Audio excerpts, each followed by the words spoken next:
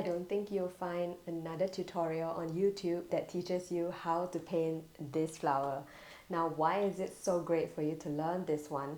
So this is actually a filler flower called the Sedum flower, and I really love it just because you get to learn how exactly to break it down using easy shapes and brush strokes. And I'm also going to show you how exactly I used negative painting technique to create all of these different bulbs put together in this beautiful composition.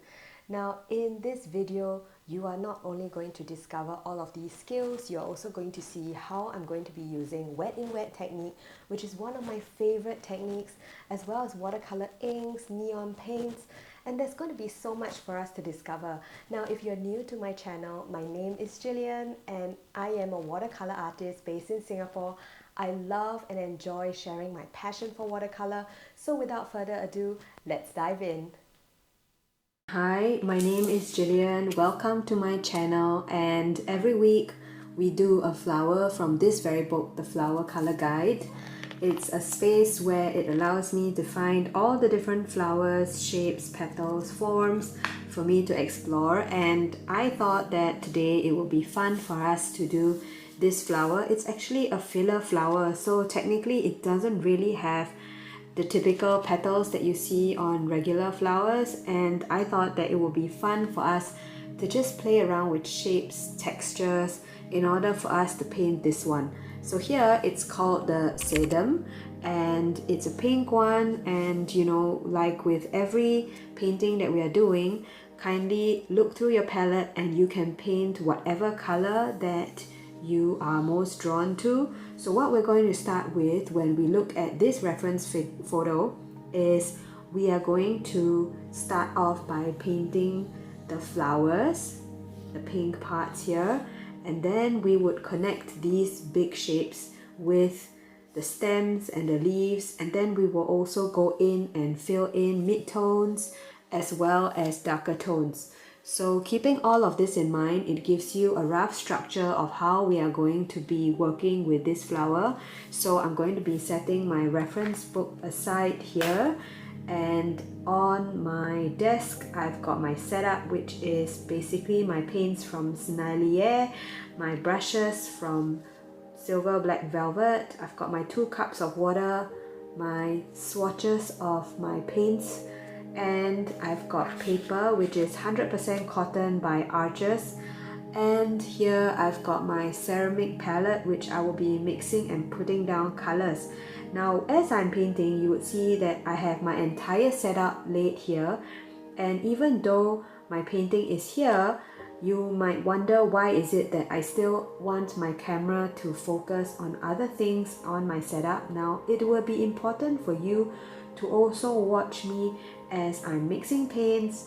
I'm looking at my paint consistency on my plate, how often I'm dipping my brush into water, how often I'm drying it off on my paper towel and applying it on my paper. So this gives you an idea of how exactly I work and move around as I'm doing my painting. So as much as you'd like to just see me doing the painting itself, I personally value you being able to see my entire process, which also includes me moving around my art setup, so that you get to see when exactly I change colors and the process behind putting down light and shadow on my paper. So without further ado, let's first start off by identifying the colors that I'm going to be using. So I'm going to be using some warm colors, and I'm going to be mixing them out and putting them on my plate first so that I have them in mind. I'm also going to be putting down the colors here for you to see, because when you swatch them on paper, you're better able to see how it looks on paper. At the same time, you also want to see whether it is the right consistency, and it allows you to see how it's going to look like when you are eventually putting it down. So I am going to go with a very fun kind of pinkish hue, and I really like these neon paint sets from Kiss Ho. So I'm linking all of my products and art supplies in my description below. I also have links to purchase them if you like to purchase them. These are all affiliate links, so if at any point you were to purchase from these links, what happens is that there's no additional charge to you, but rather I get a small fee, which allows me to buy myself coffee, or even it's a way for you to show appreciation for my channel. So I put down some of my neon colors, and I'm also mixing in Opera Rose. So I've got this really nice bright coral shade, and I'm just going to put it down on the paper so that I know what color I have, and I want to see how it looks like on paper. And next, apart from this color, I'm thinking of going with something a little bit orangey. So I'm going to go with pink, orange, and I'm just going to take some yellow just to kind of mute it down a little. I think that it might also be fun for us to have some blue in it, even though you don't really see any blue in it. But when we are painting loosely, one of the things that I like to do is to try and deviate away from the color that is reflected here, so that it gives me the opportunity to paint a bit more loosely. And I also don't attach too much details and values to the reference photo. So here I've got some lavender from Holbein. I'll be listing that in the description. And because my brush had a little bit of the neon paints, the lavender, which is meant to be blue, turned out to be a little bit purple, and that's fine. I kind of like that shade as well, and I'm just going to pluck it down here so I know how that looks like on my paper. And I want to go with something a little bit more neutral, so I'm just gonna take my yellow ochre, and I'm just gonna take a pinch of my opera mixture, and straight away I get a nice coral shade. So I like to mix between the colors that I have, so this gives me some color harmony. So this is how I actually plan the colors in my painting, and because it's for your benefit so that you know how I do it. But usually when I go into a painting, I would do it much quicker, but for you to actually get to see how I break down my process, I'm actually putting it all down on paper so that you're better able to see. So I hope that this is useful for you. If you find this useful, or if you need more tips on how I'm mixing my colors, drop down a message in the comments below. So this helps me to understand what exactly you are struggling with when you are watching me paint. It also gives me the opportunity to understand how you view this painting and process video as well. So now I've put down the colors that I like for my flowers. I'm going to figure out my greens, and I want to go with something a bit duller because the flowers are going to be my pop and my focal point. So I'm going to go with something a bit duller. So I'm just going to be taking my greenish umber, and it's already pretty much natural in color, but again, to create that harmony, I'm just going to pick up some Opera Rose and put it inside, and straight away it would change in its color and tone. So I can see that I'm also running out of greenish umber. As you can tell, it's one of those paints that I use a lot. And I'm just going to put it down, and I really like that it kind of matches up with everything else that we have in the palette. So you see, when I mix greenish umber with my Opera Rose, I get this, which is a very beautiful plum shade as well. So there's so much possibility. So whenever we talk about mixing your palette or getting it ready, you kind of want to try and pull out colors from whatever that you've selected and kind of mix it in with each other, recycling it in that sense, whatever mixtures that you've created, so that you can create harmony between the colors in your painting and the viewer doesn't feel like its eyes have to hop around too much. So I'm going into my painting right now, and this painting is going to be done wet on wet. So I've got my huge brush. I am going to be applying an even layer of water all around, and I want this painting to be pretty loose. I'm using a watercolor block, which allows me to have my painting stay flat. I don't tape it down because it's now currently on a block. I only pull out the piece of paper from the block when I am done with my painting. So then that way I don't get warps and creases, which creates bumps in my painting that I don't want. So now that I have put on an even layer, I am going to be doing the outside shape of the flowers. So I typically use a square brush to paint. You can use whatever brush that you like. You could be using a round brush or a cat's tongue brush. It really is up to you, and I just want you to keep in mind that whatever brush that you select would result in the shape of your flower. So if your shape of your flowers look different from mine, it could most likely be because our brushes are different. So I'm going to start off with my pinkish layer, and I'm just going to mix up a bigger batch so that I have enough. So this was my neon paints with my opera rose. So I realized that it started to dry. So you know, your paper tends to dry quicker depending on the climate that you're in also. So if you're in a climate that is warmer, then sometimes your paper might dry up quicker. If it's drier, it's gonna dry even quicker. So I'm just gonna go in and I'm just gonna create the outside shape, and I'm just gonna dab and leave some areas of light as well. And I'm gonna mix it up, adding in some different colors as well. So while it's still wet, I'm just taking the opportunity to kind of grab whatever else that I see. And I'm moving quite fast with this painting because I'm trying not to think too much into the painting. You know, I'm creating one ball here, and I'm gonna add some highlights while it's still wet. You know, add a bit extra neon accents. Then I really like the yellow ochre, so I'm gonna mix a little bit more of that.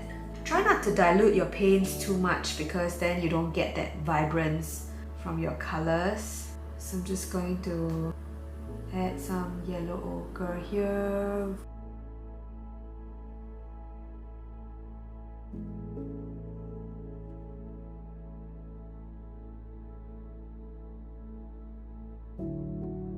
Here I wanted something to be really light, so I'm just using water alone.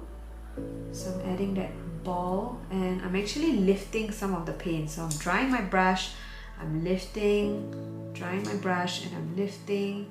So this gives like a little bit of a difference. And right here, I'm just going in while it's still wet, taking the opportunity while it's still wet, but also eyeballing your paper as it starts to dry.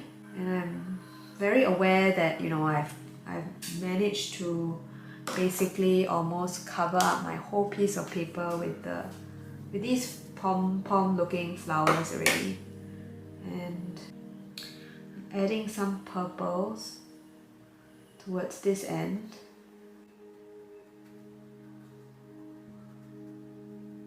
So I'm just dabbing in, dabbing.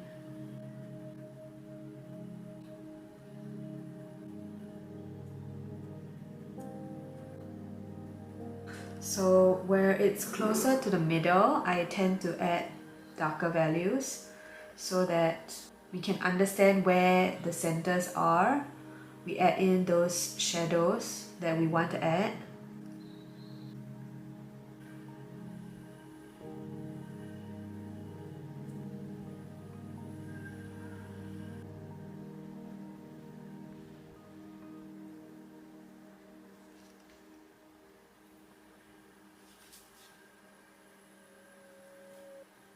So when you're doing wet on wet, one of the things that you want to be mindful of and careful about is figuring out how wet your brush is, because you don't want your brush to be too wet as well. You kind of want it to be damp so that it can add paint. So I'm gonna go with this opera, and again the neon, and I'm just gonna go in with the lavender here that turned into purple.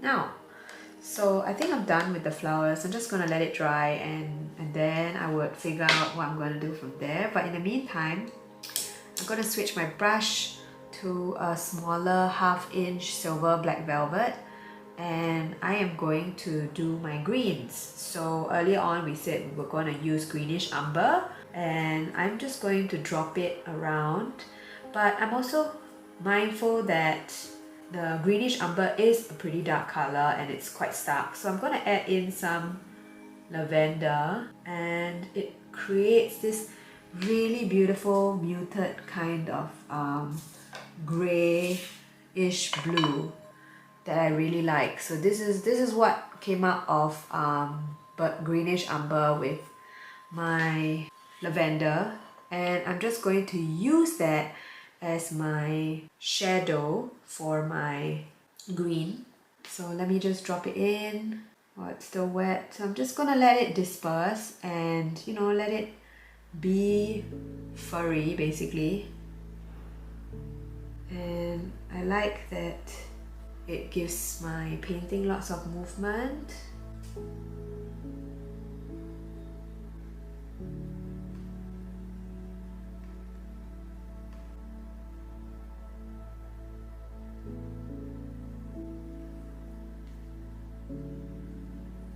So I've mixed it in a slightly darker kind of, brighter kind of green here, just to give it a little bit of difference with the greens that I'm using.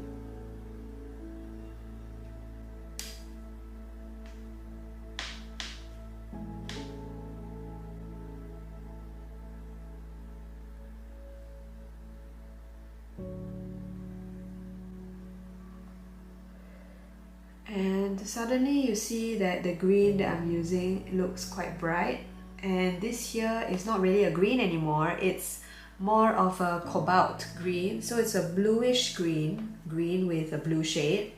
You might find some of your tubes say red shade, blue shade, and this is one that says blue shade. And I'm adding it in here because I think it's going to be quite a fun combination. So I'm gonna give this painting some time to dry before I add more details. I'm also seeing that there are some parts of green that is hiding in the middle and towards the sides, and I'm just going to add it in there. You know, I'm not too fussy about how I want my details to be, but rather I want to showcase how my flowers are the main star.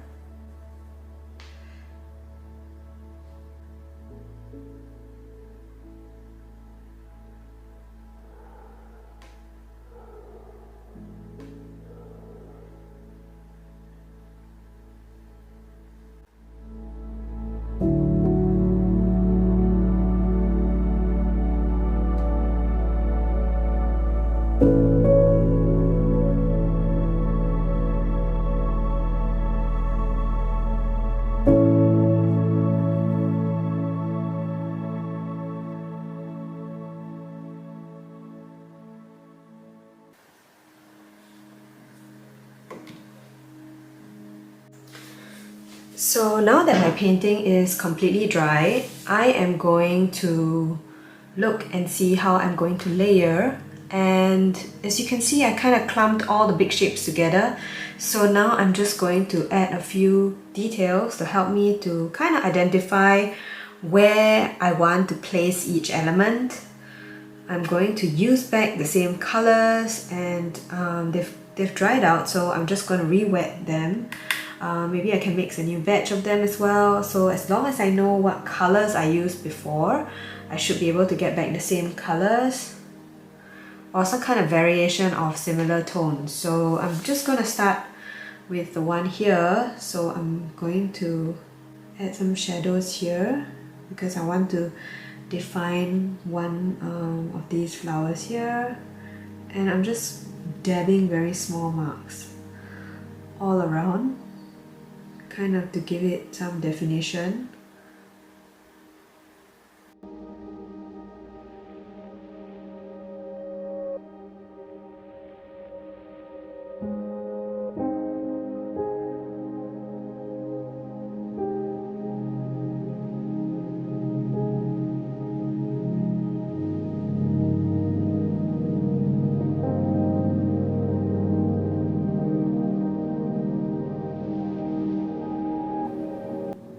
these really tiny minute strokes to the paintings just to basically paint in some of the spiky petals that I see.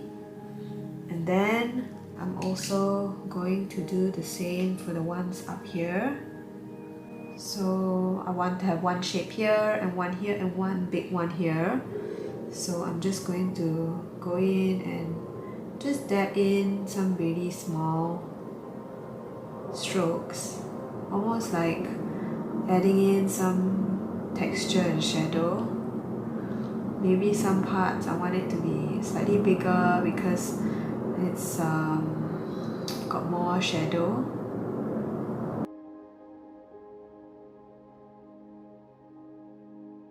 And we're gonna mix in more.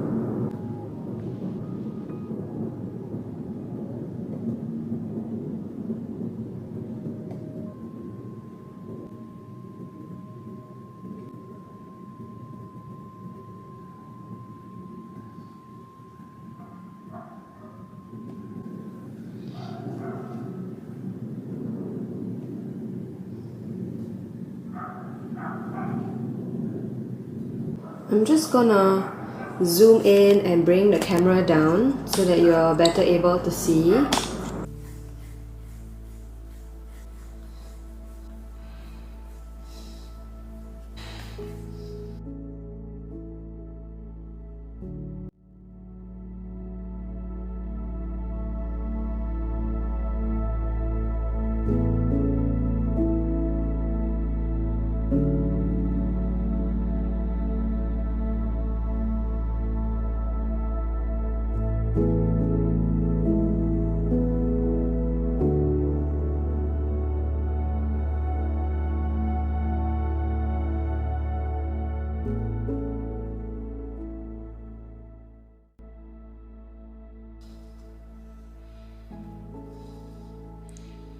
And for me to give texture, I'm just holding my brush really loosely and just dabbing, using the sides of my brush, the corners, basically rotating my brush in different directions just to get different shapes. And like, you know, by pulling it in different directions, I get these different shapes and movements. And I'm just gonna go in with a different color as well, just to dab in.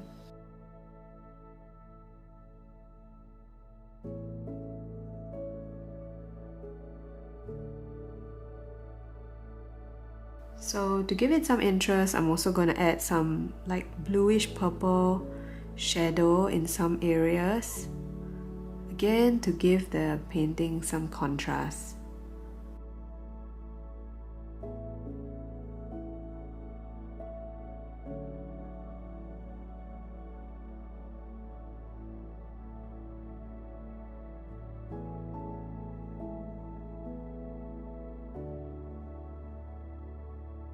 As you are going through this piece, remember you can always take a piece of paper, swatch your colors on that paper just to check what kind of colors you have before you put it on paper, because then you don't actually get a surprise when you are putting down the colors on the paper. At this point, you would see that I'm using a lot more dry in wet technique, just putting down layers, filling in areas with whether it's with leaves or even putting in the textures of the flower to give it that jagged edge. Now, I am not going to be putting any more wet work on my painting because I'm just putting in the final touches, and I want to make sure that my brush is not very wet when I'm doing this. Now, if you are keen to learn from me and how I paint, whether it's with layers or whether it's with learning how to paint with a flat brush, I offer a number of deep dive workshops that will give you all of these tools to help you to elevate your watercolor skills. And this also gives you the opportunity to fine-tune the skills in segments where you feel like you are struggling. So go on to my website to find out more. The link is also in bio. I can't wait for you to come and take some of these workshops with me, because I have had so much fun connecting with so many of you who have benefited from these workshops, and also seen the progress that so many of you have made after taking my workshops. Let's connect on social media, so look for me at crafty.fox, and don't forget to tag me if you have followed this tutorial. We're soon coming to the end. I am happy and excited that we are painting together. Now that you have sat through at least 30 minutes of your time together with me painting this wonderful flower, I want to know what your experience was like, what you got from this tutorial, and also share with me if there are any other unique flowers that you would like to learn here in my channel. For me, one of the things that I enjoy doing is pulling out anything from nature and creating my own version of it on paper. And if I can break it down, I believe that it will be doable for you too. I can't wait for us to create again together. If you are new to my channel, remember to hit the subscribe button so that you don't miss any of my videos that are coming up. At the same time, I also have a playlist where I have shared all the various videos where I have done flower paintings, all from the flower color guide. All of the supplies that I've been using are also listed in the description below, and if you are keen to take your practice further and learn from me, I also offer many deep dive workshops that will help you to elevate and transform your watercolor practice.